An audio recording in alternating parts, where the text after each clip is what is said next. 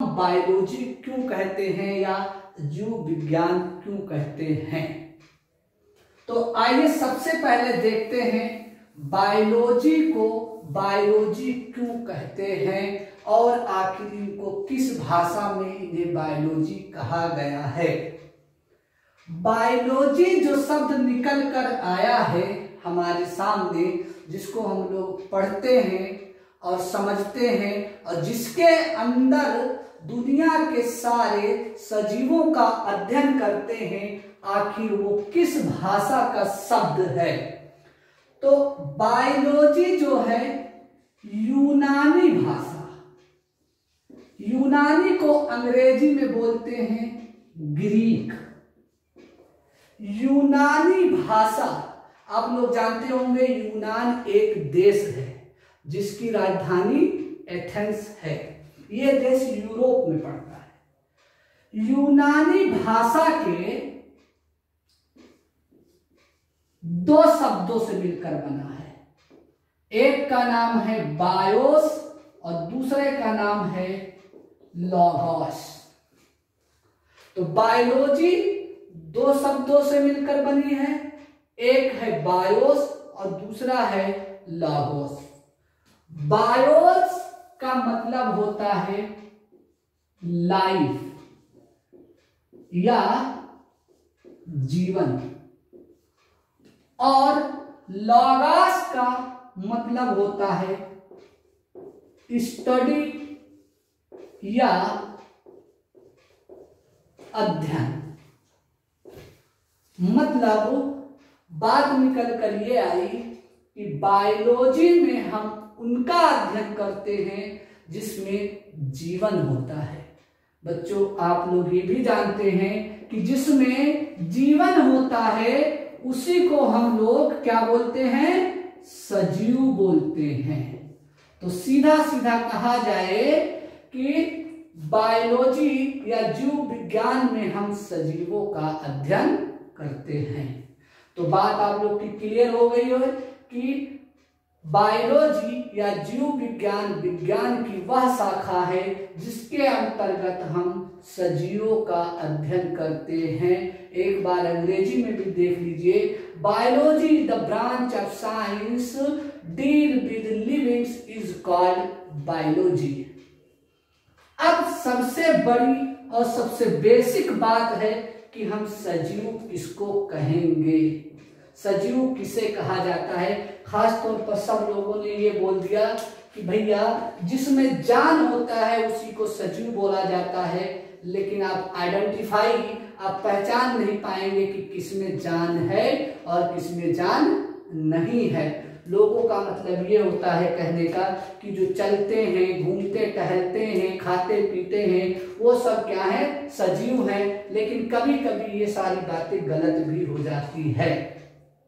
तो बायोलॉजी पढ़ने से पहले सबसे पहले हमको इस बात पर ध्यान देना है और आज की पूरी क्लास हम आपको यही समझाएंगे कि सजीव किसे कहा जाता है, ताकि आपके एग्जाम में अगर सवाल आए तो आप उसको अच्छे से लिख सके, जान सके और अगर आपसे कोई क्रॉस क्वेश्चन पूछे तो उसका आप आंसर कर सके।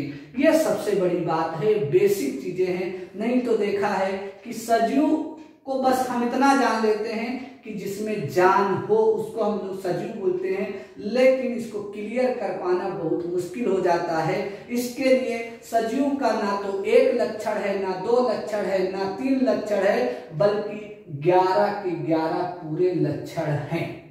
तो अभी हम आपको यहाँ पर थोड़ा सा रोकेंगे और बताएंगे कि ये बायोलॉजी शब्द पहले किसने दिया और फिर इसके बाद इसके पिता कौन बने। इन सारी बातों को हम एक बार फिर से यहाँ पर रिवाइज कर देते हैं। देखिए, बायोलॉजी शब्द का सबसे पहले प्रयोग लैमार्क एवं ट्रेविरेनस नाम के दो वैज्ञानिक ने किया था। The term biology was coined by Lamarck and Treviranus. Biology शब्द का सबसे पहले प्रयोग किसने किया, लैमार्क और ट्रेविरेनस ने किया था। बायोलॉजी के पिता या जीव विज्ञान के पिता, जीव विज्ञान के पिता अरस्तु को कहा जाता है। फादर ऑफ बायोलॉजी एरिस्टोटल या अरस्तु को कहा जाता है। मतलब कि जीव विज्ञान का जनक जो है वो कौन हुए? अरस्तु हुए। अरस्तु ग्रीक के एक दार्शनिक थे, फिलोसफर थे, और इन्होंने ही बायोलॉजी पे सबसे ज्यादा काम किया है, इसलिए इनको फादर ऑफ बायोलॉजी या जीव विज्ञान का पिता कहा जाता है। तो अब आपके किताब के हिसाब से, एनसीईआरटी के किताब के हिसाब से उसमें एक टॉपिक आपको मिलेगा कि जीवन क्या है। तो जीवन क्या है, उस जीवन के लिए कितने लक्षणों का होना आवश्यक है, इस पर हम लोग फोकस करेंगे। तो हमारे कॉपी पर हेडिंग होनी चाहिए सजीवों का लक्षण, सजीवों का लक्षण। सजीव के कितने लक्षण हैं, इन सबको हम लोग एक एक करके पढ़ेंगे, और जब इन 11 लक्षण को पढ़ लेंगे तब हम देखेंगे कि क्या वाकई सजीव में इतने लक्षण पाए जाते हैं या इनमें कौन से लक्षण नहीं पाए जाते हैं। इन सबको आप आइडेंटिफाई करेंगे। पहला लक्षण है सजीव का, वो होना चाहिए, पहला सजीव का जो लक्षण है वो ये होना चाहिए कोशिकीय संरचना या कोशिकीय संगठन।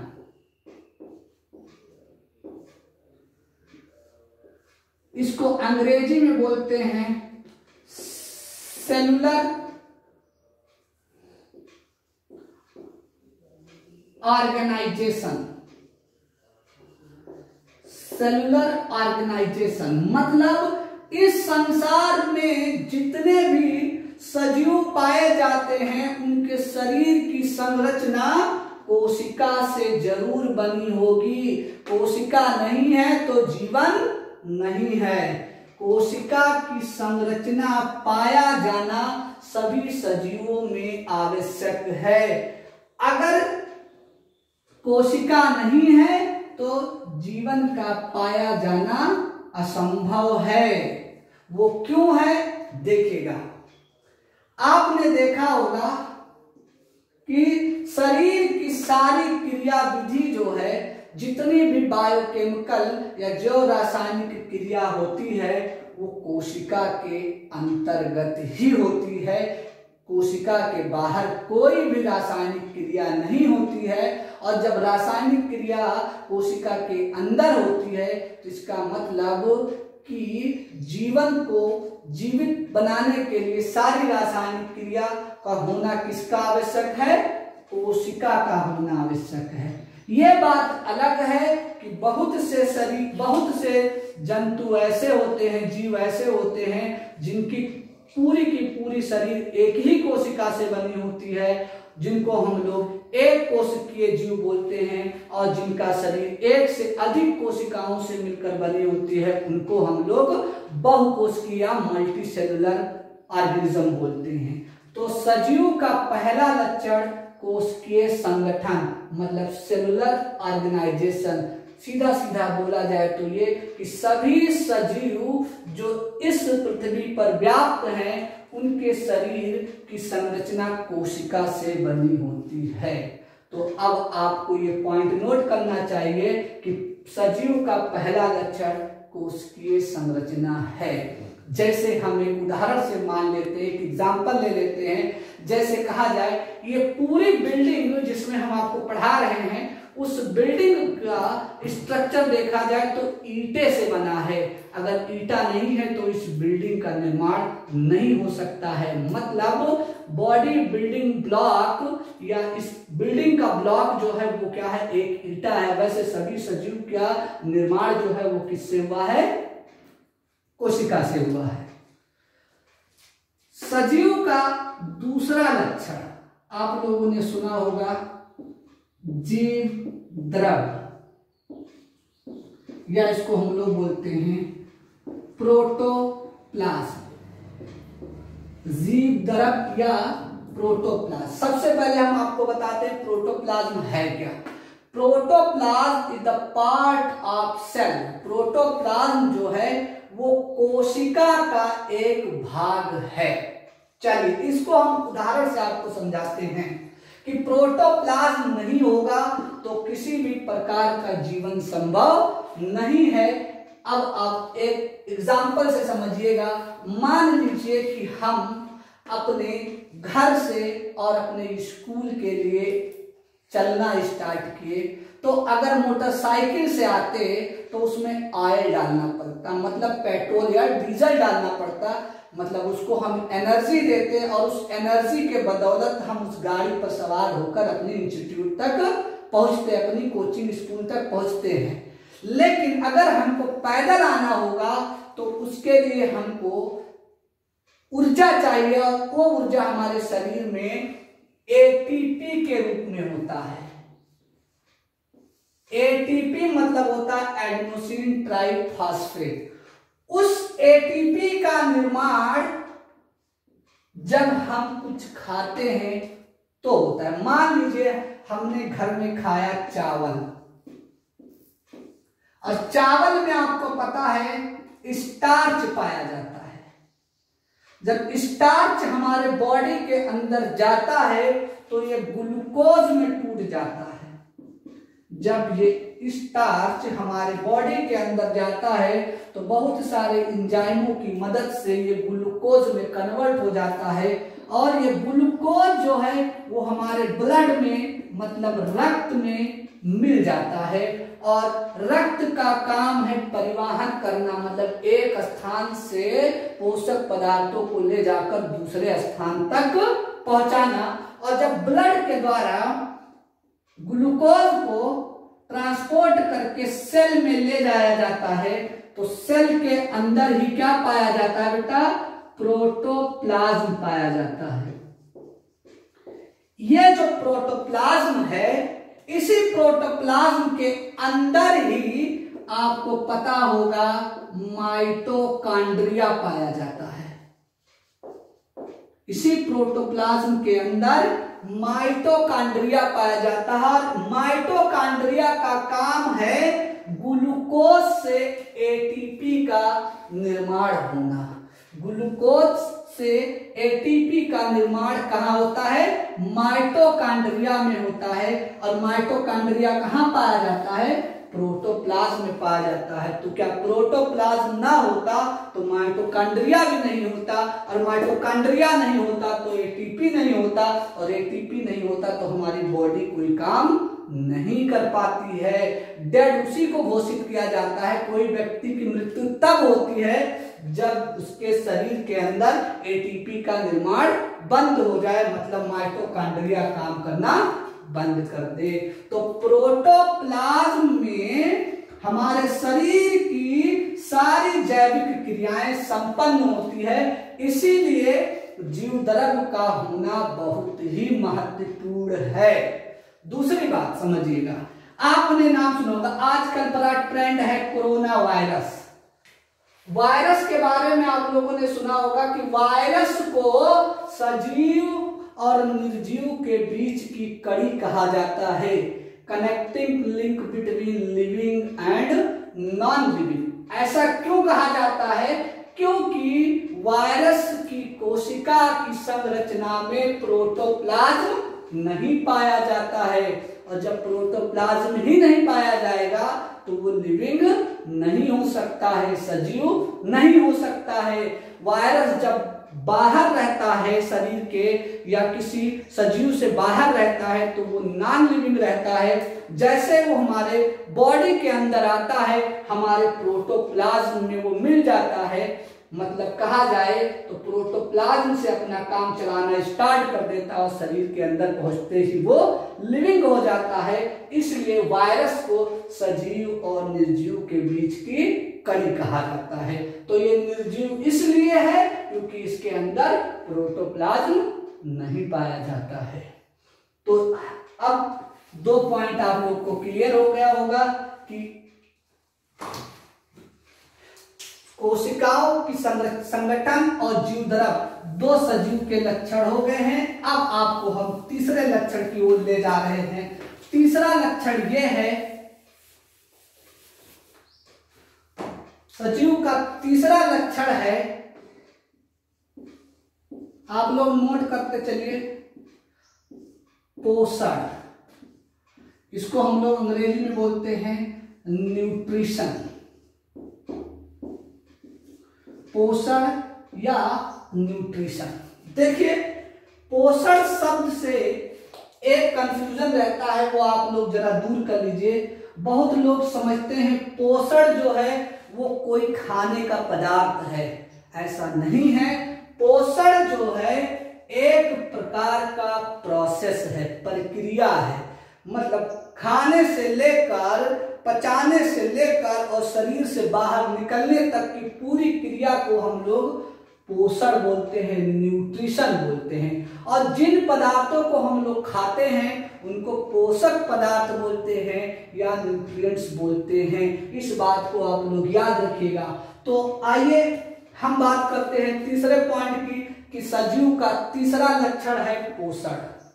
अब यहां पर समझने वाली बात यह है कि हम लोग जो लिविंग होते हैं वो ऐसा नहीं है कि हम घर से चले और मेरे सर पे 2 लीटर तेल डाल दे और चलते हुए चले आए, डीजल पेट्रोल। नॉन लिविंग में तो डाल सकते हैं, जिससे मोटरसाइकिल में उनको बाहर से ईंधन दे सकते हैं। हमको बाहर से ईंधन रॉ मटेरियल के रूप में लेना पड़ता है, जैसे कुछ खाते पीते हैं। और कुछ खाने पीने के आधार पर जंतु और पेड़ पौधे ये अलग अलग प्रकार के पोषण करते हैं। जंतु अपने भोजन के लिए किसी दूसरे जीवों पर निर्भर करते हैं, इसलिए इनको परपोषी कहा जाता है। और पौधे जो है अपना भोजन प्रकाश संश्लेषण क्रिया द्वारा स्वयं बनाते हैं, इसलिए इनको स्वपोषी कहा जाता है।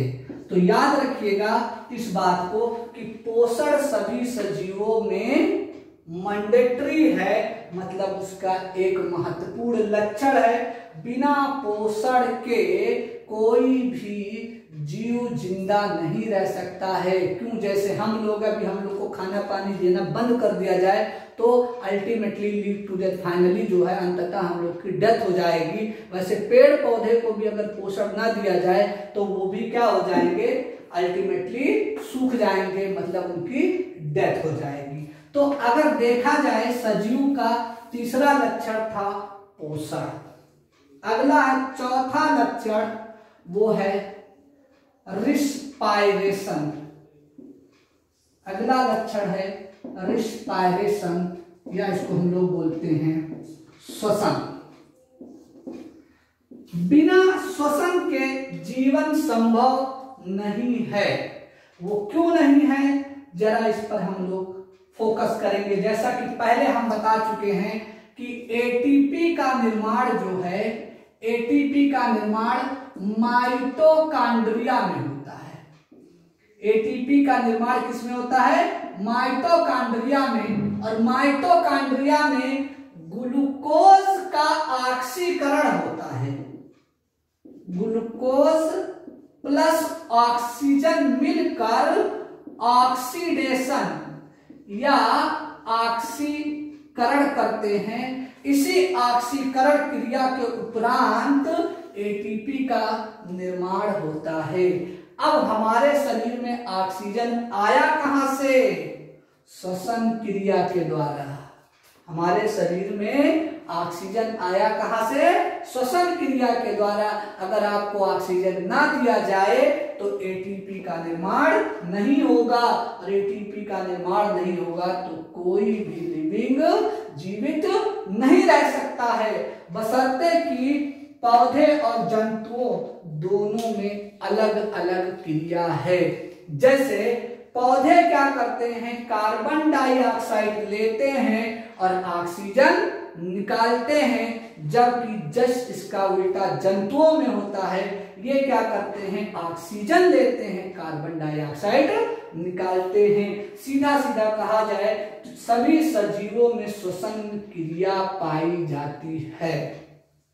तो अब आप लोगों ने 4 पॉइंट को नोट कर लिया होगा कि 4 ऐसे लक्षण आपको मिल गए होंगे जो सजीवों में पाया जाता है।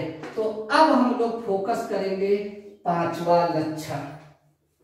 5वां लक्षण है सभी सजीव वृद्धि एवं विकास करता है। सभी सजीव वृद्धि एवं विकास करता है। सभी सजीव में वृद्धि एवं विकास के लक्षण पाए जाते हैं। इसको अंग्रेजी में बोलते हैं ग्रोथ एंड डेवलपमेंट। पहले तो हम आपको इन 2 शब्दों का मतलब बताएंगे कि ग्रोथ और डेवलपमेंट किसे कहा जाता है सजीव के परिप्रेक्ष्य में। ग्रोथ उनको बोलते हैं जो जीवन के एक निश्चित समय तक होता है, उसके बाद रुक जाता है। जैसे हमारे शरीर की हाइट बढ़ना 20-21 साल तक रहता है, उसके बाद क्या होता है, रुक जाता है। ऐसा नहीं है कि पूरे लाइफ हमारी हाइट बढ़ती रहती तो पता लगेगा पता नहीं कितने लंबे हो जाएंगे। एक निश्चित समय तक ग्रोथ होता है, उसके बाद रुक जाता है। डेवलपमेंट जो होता है, विकास होता है, वो थ्रू आउट लाइफ मतलब पूरे जीवन काल चलता रहता है। जैसे मानसिक विकास, आदमी जैसे जैसे उसकी उम्र बढ़ती जाती है वैसे शरीर के मस्तिष्क से वो मैच्योर होता जाता है, दिमागी तौर से वो विकास होता जाता है। लेकिन यहाँ पर समझने वाली बात यह है कि पौधों में ग्रोथ और डेवलपमेंट दोनों थ्रू आउट लाइफ पाया जाता है, मतलब पूरे जीवन काल पाया जाता है। क्यों? क्योंकि उनके पूरे जीवन काल में शाखाएं पत्तियां क्या होती हैं, बढ़ती रहती हैं। तो वृद्धि और विकास दोनों सजीव में पाया जाना एक महत्वपूर्ण लक्षण है। 5 पॉइंट के बाद 6ठा पॉइंट आता है, आप लोग नोट करते चलिएगा। 6ठा पॉइंट, 6th पॉइंट ये है कि सभी सजीव गति एवं गमन करते हैं। गति एवं गमन करते हैं। गति को बोलते हैं अंग्रेजी में मूवमेंट एंड लोकोमोशन। अब इन 2 शब्दों को पहले हम लोग समझेंगे कि मूवमेंट एंड लोकोमोशन 2 अलग अलग शब्द कैसे हैं। मूवमेंट या गति हम उनको बोलते हैं, फॉर एग्जाम्पल जैसे हम यहाँ पर खड़े हैं, हम खड़े हैं, अपना सर हिला रहे हैं, हाथ हिला रहे हैं, पैर हिला रहे हैं, इधर उधर देख रहे हैं, मतलब हम मूवमेंट करा रहे हैं अपने शारीरिक अंगों का। लेकिन अगर एक स्थान से हम दूसरे स्थान पर चले जाएं तो उसको हम लोकोमोशन या गमन कहते हैं। तो जो जंतु होते हैं वो गति करते हैं। मान लीजिए कोई एक गाय है जो यहाँ पर चरने के बाद वो थोड़ी दूर चलकर जाए, वहां पर चर ले, मतलब वो एक स्थान को छोड़कर दूसरे स्थान पर पहुंच गई है। और गाय अपनी गर्दन भी हिलाती है, अपनी पूंछ भी हिलाती है, अपनी पैर भी हिलाती है। इसका मतलब कि गाय में गति और गमन दोनों पाया जाता है। मतलब जंतुओं में गति एवं गमन दोनों पाया जाता है, जबकि पौधे में गमन नहीं पाया जाता है। क्यों? क्योंकि पौधे को एक जगह लगा दोगे तो वही लगे रहेंगे। ऐसा नहीं है कि पौधे को यहाँ आज लगाए और चलकर कल वहां पहुंच जाए, ऐसा नहीं होता है। लेकिन पौधे में गति पाई जाती है। वो कैसे पाई जाती है? जब हवा चलती है तो देखे होंगे उनकी शाखाएं हिलने लगती हैं, पत्तियां हिलने लगती हैं। मतलब अब सीधी सीधी हम आपको लाइन में ये बोले कि पौधों में केवल और केवल गति पाया जाता है, जबकि जंतुओं में गति और गमन दोनों पाया जाता है। कुछ अपवाद हैं पौधे के बारे में, कुछ एक्सेप्शन है। जैसे सिंगाड़ा का पौधा अगर पानी में लगाया जाता है तो तैरते तैरते दूर तक चले जाते हैं। जलकुंभी भी तैरते तैरते दूर तक चले जाते हैं। तो तो कुछ अपवादों को अगर छोड़ दिया जाए, कुछ एक्सेप्शन को छोड़ दिया जाए, तो पौधे एक ही स्थान पर रुके रहते हैं, जबकि जंतु अपने भोजन की तलाश में या घूमने टहलने के लिए गति एवं गमन दोनों करते हैं। तो जरा इस पर आप लोग छठा पॉइंट हो गया है। अब सातवां पॉइंट नोट करिएगा कि पौधे का सजीवों का सातवां पॉइंट है रिप्रोडक्शन।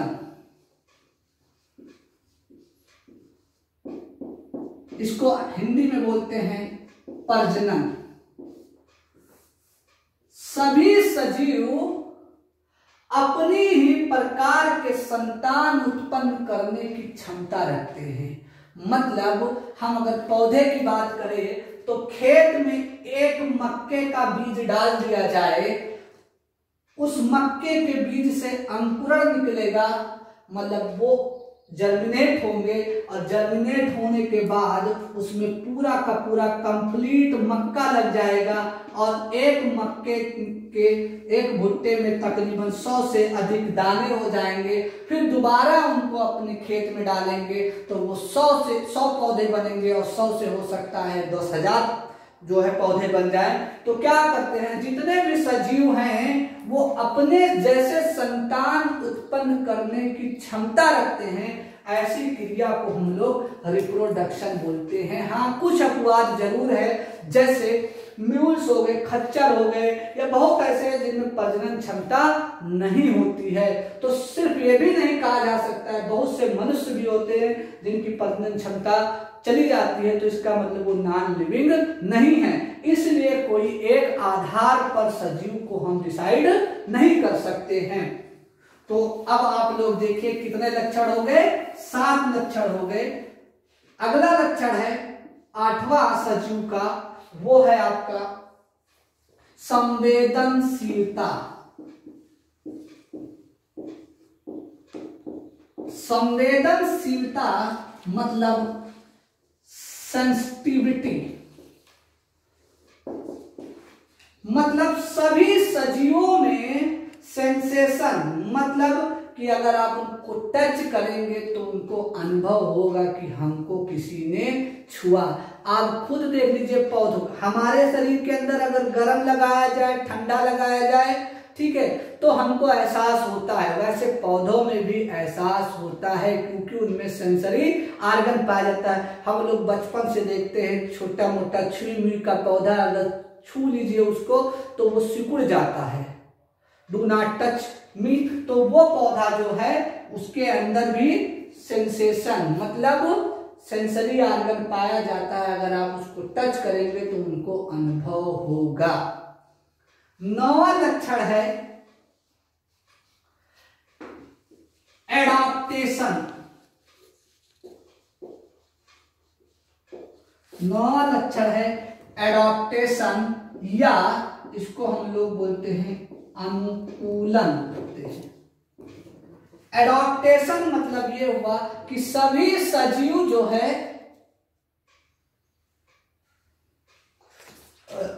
जितने भी सजीव हैं वो उनको जिस इन्वायरमेंट में ले जाकर रखा जाता है, उनका जिन इन्वायरमेंट में ले जाकर उनको रखा जाता है उस इन्वायरमेंट को वो ग्रहण करने की कोशिश करते हैं। जैसे हम उत्तर प्रदेश में रहते हैं, यहाँ पर ना तो ज्यादा गर्मी होती है और ना ज्यादा ठंडी होती है, फिर भी अगर हमको ले जाकर कश्मीर में रख दिया जाए तो कुछ दिन तक हम सरवाइव करने के लिए वहां पर फाइट करेंगे, या हमको बहुत गर्म जगह पर ले जाया जाए तो वहां के एनवायरनमेंट को अडॉप्ट करने के लिए कोशिश करेंगे। वैसे सभी जंतुओं एवं पौधे में अनुकूलन की क्रिया पाई जाती है, लेकिन इसकी एक सीमा होती है, एक लिमिट तक ये सरवाइव कर पाएंगे, उसके बाद ये निष्क्रिय हो जाते हैं। अगला लक्षण है 10वां है, वो है उत्सर्जन। उत्सर्जन या इसको हम लोग बोलते हैं एक्सक्रीशन। जब भी हम खाना खाते हैं, खाना खाने के बाद आपने देखा होगा जो आवश्यक पोषक पदार्थ हैं वो हमारा शरीर इसको प्रयोग में ले लेता है, और अन्य पदार्थ जो बचा हुआ मटेरियल है वो उत्सर्जी अंग द्वारा शरीर से बाहर मल के रूप में, पसीने के रूप में तरह तरह के प्रोडक्ट शरीर से बाहर निकाल देता है। तो उत्सर्जन जो है वो भी सजीव का एक महत्वपूर्ण लक्षण है। और 11वां और आखिरी लक्षण है जीवन चक्र। जीवन चक्र या इसको हम लोग बोलते हैं लाइफ साइकिल। सभी सजीव जन्म लेते हैं, परिपक्व होते हैं, मतलब मेच्योर होते हैं। मेच्योर होने के बाद वो रिप्रोड्यूस करते हैं, प्रजनन करते हैं, और फिर बूढ़े अवस्था को, मतलब वृद्ध अवस्था को प्राप्त होते हैं, और अंततः क्या होते हैं, वो डिस्ट्रॉय हो जाते हैं। मतलब जैसे मनुष्य जो है वो 70 से 80 साल तक जिंदा रहता है, उसके बाद उसकी डेथ हो जाती है। मतलब कि वो जब जन्म लिया, जन्म लेने के बाद वो, हम जैसे जन्म लेते हैं, जन्म लेने के बाद परिपक्व होते हैं, मतलब मैच्योर होते हैं। मैच्योर होने के बाद प्रजनन करते हैं, प्रजनन करने के बाद वृद्ध, मतलब बूढ़े हो जाते हैं। वृद्ध होने के बाद उनकी डेथ हो जाती है, मृत्यु हो जाती है। ऐसा नहीं है कि कोई संसार में जन्म लिया हो और हमेशा के लिए रह गया हो। 80 साल, 70 से 80 साल के बीच उनकी पूरी की पूरी जीवन चक्र समाप्त हो जाती है। तो अब तक हम आपको बताए हैं कि सजीव के 1 नहीं, 2 नहीं, 10 नहीं, पूरे के पूरे 11 लक्षण होते हैं। तो आप कभी नहीं कह सकते हो कि सजीव जो है वो सिर्फ खाना खाते हैं तो उनको सजीव कहा जाएगा, या जो चल लेते हैं उनको सजीव कहा जाएगा, या सिर्फ सांस लेते हैं उनको सजीव कहा जाएगा। एक अगर कोई आंसर दिया जाएगा तो कंप्लीट आंसर नहीं माना जाएगा। सजीव के टोटल 11 लक्षण हैं। तो आज आप लोगों को हमने सजीवों के बारे में बताया, और बायोलॉजी में जो सजीव का अध्ययन करते हैं वो रहे भैया ये सजीव जिनमें 11 लक्षण पाए जाते हैं। अब हम आपको अगली क्लास में लेकर आएंगे कि जीवों में विविधता कैसे होती है, डायवर्सिटी कैसे पाई जाती है, इनमें हम क्लासिफिकेशन कराएंगे।